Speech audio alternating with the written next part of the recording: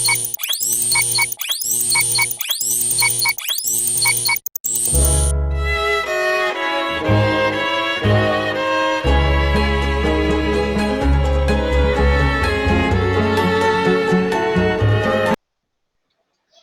hadirat, berikan aku 10 orang pemuda, niscaya akan aku goncangkan dunia. Itulah baik-baik kata Soekarno, Presiden pertama Republik Indonesia, yang saya kira memangnya kata-kata beliau wajar ada dalam diri setiap guru di Malaysia. Alhamdulillah dan rasa syukur terhadap Ilahi kerana pada hari ini kita telah dipertemukan dalam sebuah diskusi forum, iaitu diskusi ilmiah, iaitu forum skema tata cara pembentukan istilah bahasa Melayu yang lazim dan tidak lazim. Assalamualaikum dan selamat sejahtera hadirin sekalian. Sebelum kata bersulam bicara, sebelum ilmu menusuk dada. Kata orang tak kenal maka tak cinta.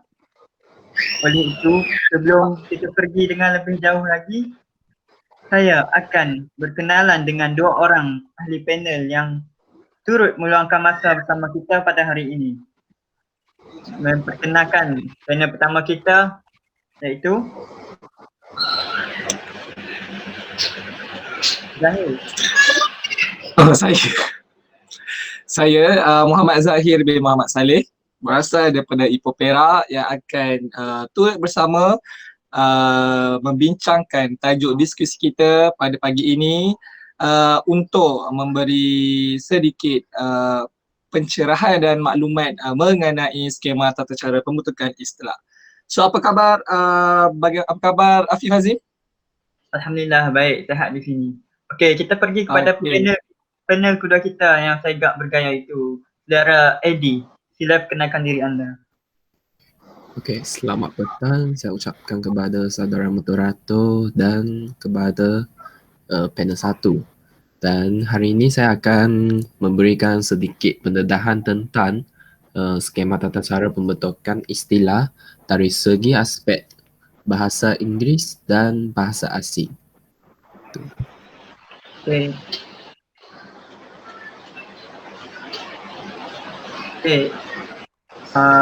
Sebelum kita memulakan forum ini, moleklah kiranya saya memberikan definisi konsep peristilaan bahasa Melayu ini. Okey, menurut Pedoman Umum Pembentukan Istilah tahun 1989, mendefinisikan istilah sebagai kata dan gabungan kata yang dengan jelas menerangkan makna konsep, proses, keadaan, ciri-ciri khusus dalam bidang yang tertentu.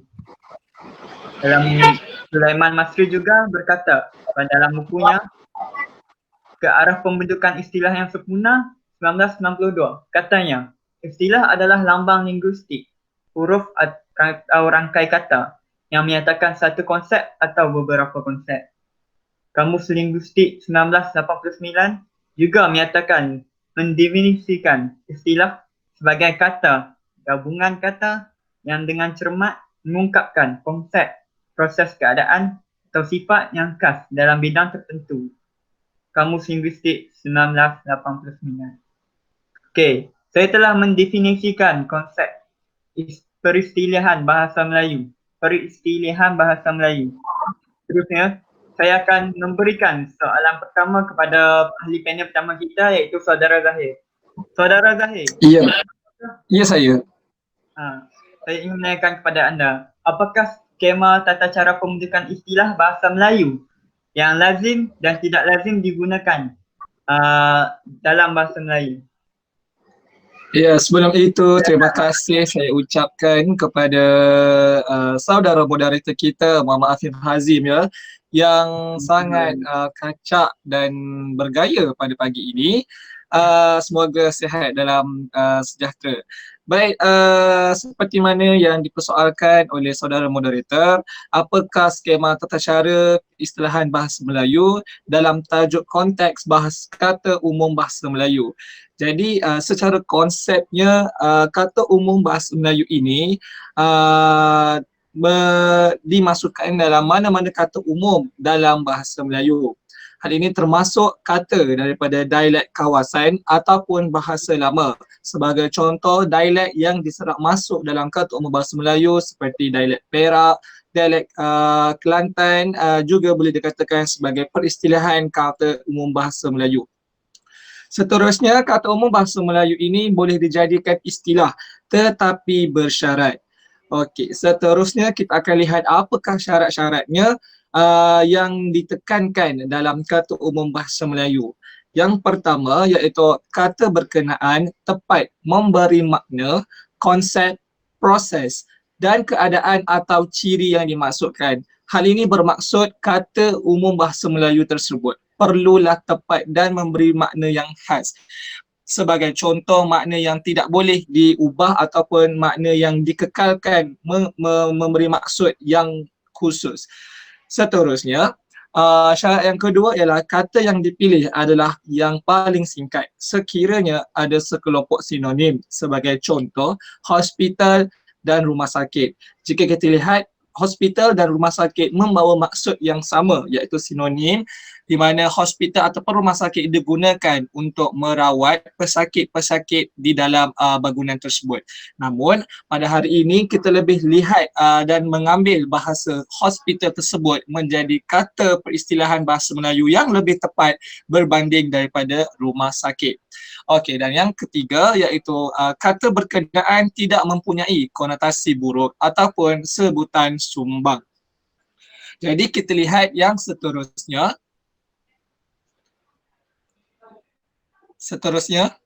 Okey, sambungannya ialah istilah-istilah yang terbentuk daripada perkataan umum bahasa Melayu itu seperti hal ini saya tunjukkan apakah contoh-contoh peristilahan kata bahasa Melayu umum yang lazim digunakan dalam bahasa Melayu, iaitu yang pertama gaya, yang kedua garis pusat, yang ketiga jejari, yang keempat tapak, segitiga, fisiologi. Fisiologi ni kita tahu istilah yang khusus kan digunakan dalam istilah perubatan, di mana fisiologi ini adalah kajian ataupun kaedah perubatan yang melibatkan pergerakan fisiologi.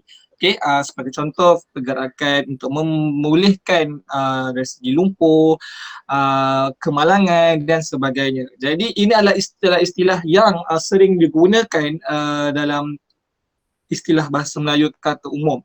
Dan selain itu, kata peristilahan yang kurang lazim digunakan sebagai contoh perkataan peka, perkataan la jisim, perkataan ketuha dan perkataan mendap.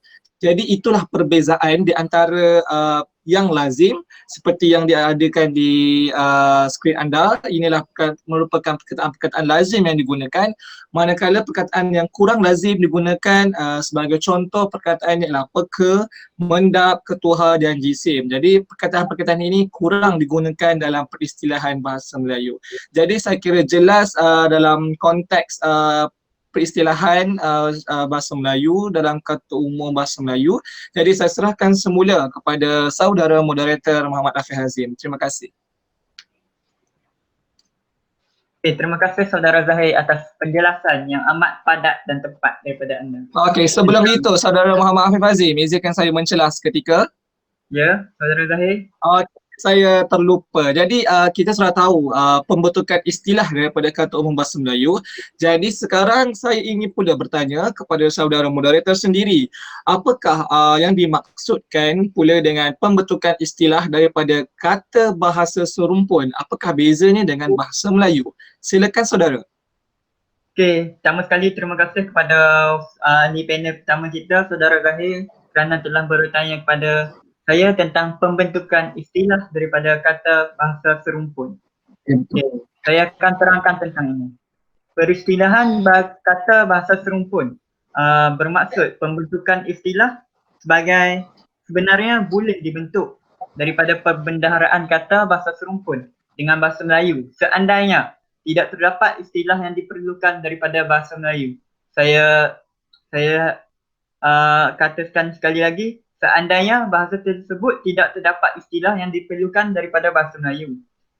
Jadi pembentukan istilah daripada pembendaharaan kata serumpun terjadi kerana tanah Melayu telah menerima pengaruh bahasa serumpun sejak zaman bahasa Melayu kuno lagi. Misalnya semasa zaman pemerintahan Majapahit dan penghijrahan penduduk Jawa ke tanah Melayu menyebabkan penggunaan bahasa Jawa di tanah Melayu. Jadi oleh itu peristilihan bahasa serumpun dengan bahasa Melayu terjadi.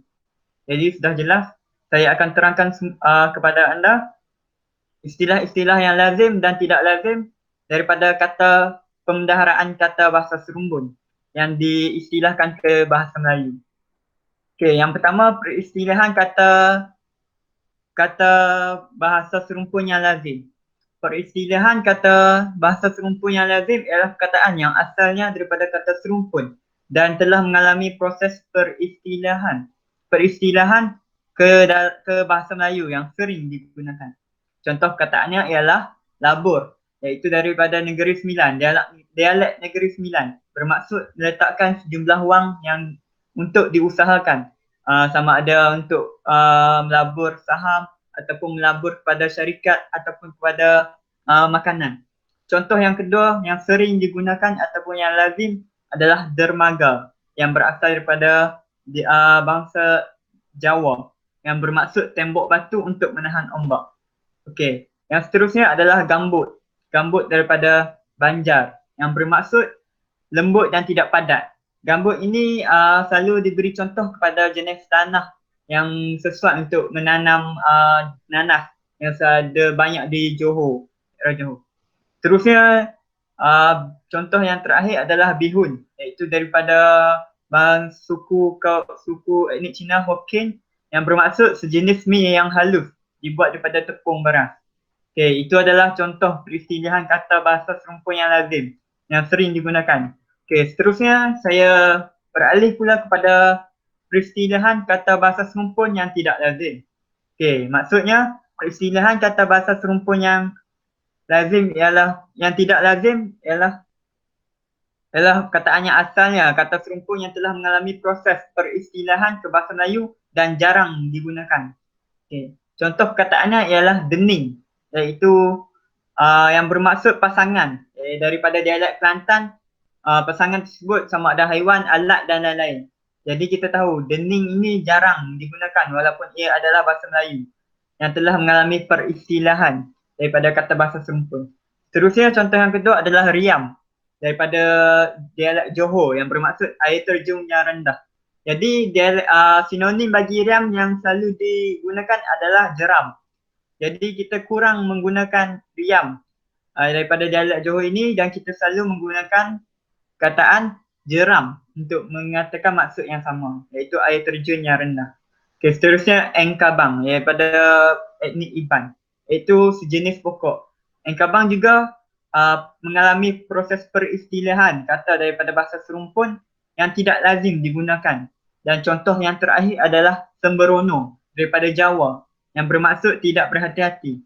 Kita lebih sering menggunakan kataan-kataan yang senang kita fahami seperti tidak berhati-hati terus daripada kita menggunakan sembrono.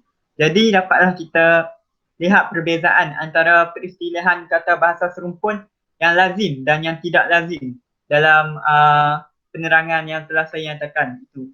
Terima kasih. Adakah saya telah menjawab soalan anda, Saudara Zahir? Iya betul, sangat jelas. Saya kira penghuraian dan penjelasan daripada saudara Muhammad Afif sendiri. Jadi saya mohon juga agar hadirin-hadirat juga memahami dengan lebih jelas apa perkaitan ataupun perbezaan terhadap dua tajuk ini, yang mana kata bahasa Melayu serumpun dan kata umum bahasa Melayu. Terima kasih saudara. Terima kasih. Okey, nampaknya panel kedua kita sudah tidak sabar-sabar ingin ditanya soalan. Okey, Saudara Eddie, saya ingin menanyakan kepada anda, apakah pemendaharan kata bahasa Inggeris dan bahasa asing lain yang mengalami proses peristilahan kata kepada bahasa Melayu? Boleh berikan kami contoh? Okey, baik. Terima kasih kepada saudara moderator dan juga panel 1 yang telah memberikan penerangan tentang skema peristilahan dari segi bahasa Melayu dan juga bahasa serumpun. Dan sekarang sampailah giliran saya saya akan mendedahkan tentang istilah daripada bahasa Inggeris dan bahasa asing. Dan sebelum saya masuk kepada konsep pengistilahan, skema pengistilahan bahasa Inggeris dan bahasa asing, saya ingin menerangkan tentang apabila tidak ada perkataan daripada bahasa Melayu atau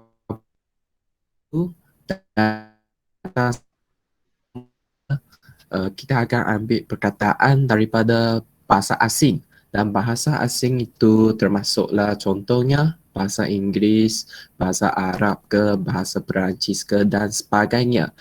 Nah, kita akan mengambil daripada bahasa asing ini dan akan melakukan dua cara, iaitu yang pertama akan meminjam konsep asing dan menterjemahkannya ke dalam bahasa Melayu, ataupun cara yang kedua, kita akan terus menyerap seluruh kata tersebut ke dalam bahasa Melayu.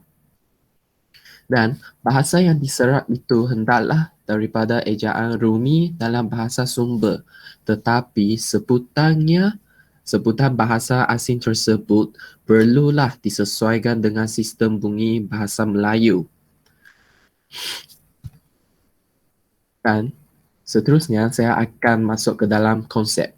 Dan istilah asing ini dipinjam atas dasar yang pertama, makna sesuatu bahasa asing itu perlulah sesuai. Dan yang kedua, bahasa asing yang diserap tersebut perlulah lebih singkat daripada terjemahan bahasa Melayu. Dan yang ketiga, istilah asing yang diserap itu hendaklah untuk bagi tujuan mempermudahkan penyelarasan.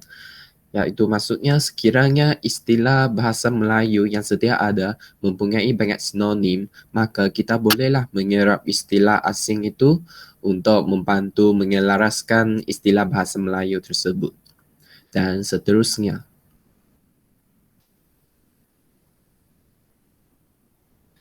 Okey, sekarang saya akan menjelaskan terlebih dahulu tentang istilah bahasa Inggeris yang sudah lazim. Dan bahasa Inggeris ni adalah terkandung daripada salah satu bahasa asing, iaitu semua istilah bahasa Inggeris ni sudah lama diserap. Iaitu maksudnya dia lama diserap daripada bahasa Inggeris dan disesuaikan ke dalam bahasa Melayu sebelum tahun 1970, dan semua istilah-istilah ini telah dimasukkan ke dalam Kamus Dewan. Maksudnya apabila kita boleh mencari perkataan-perkataan istilah tersebut dalam Kamus Dewan, dan di bawah ini terdapat beberapa contoh yang kita ambil istilah bahasa Inggeris untuk dimasukkan ke dalam bahasa Melayu. Contoh yang pertama iaitu kempen, dan bahasa Melayu kempen. Dalam bahasa Inggeris custom, dan bahasa Melayu custom. Dan denggi, grant dengan geran. Dan akhir sekali pension dengan pencen. Dan seterusnya.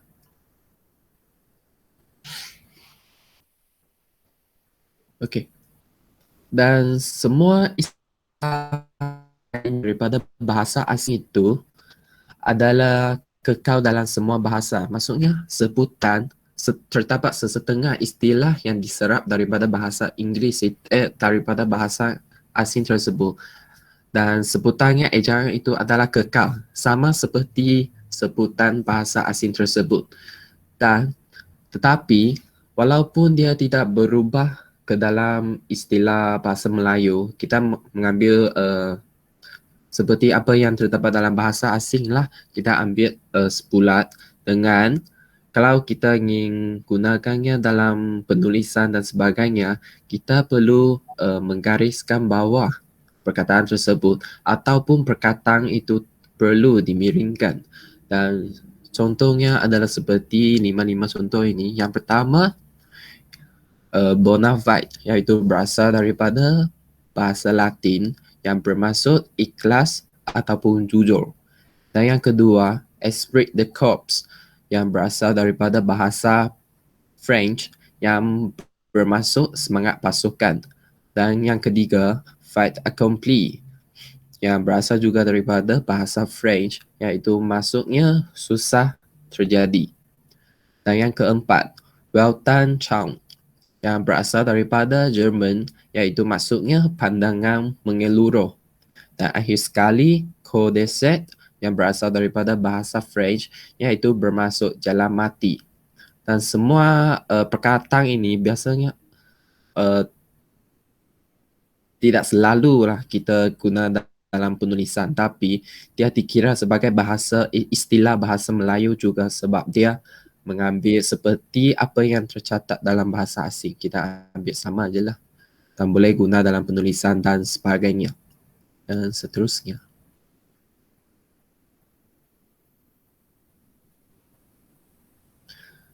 Sekarang sampailah bahasa asing. Salah satu bahasa asing iaitu bahasa Arab. Tapi dari segi penyerapan bahasa Arab ke dalam bahasa Melayu, dia mengalami sedikit pemalingan makna, iaitu maksud pemalingan makna iaitu maksud berubah tetapi sebutan masih lagi sama dengan bahasa asal. Okey, untuk yang lebih jelas kita terus tengok kepada contohnya. Maksud di sini dalam perkataan taufan, dalam makna Arab, perkataan taufan ini adalah bermaksud banjir. Tapi dalam makna Melayu dia bermaksud ribut.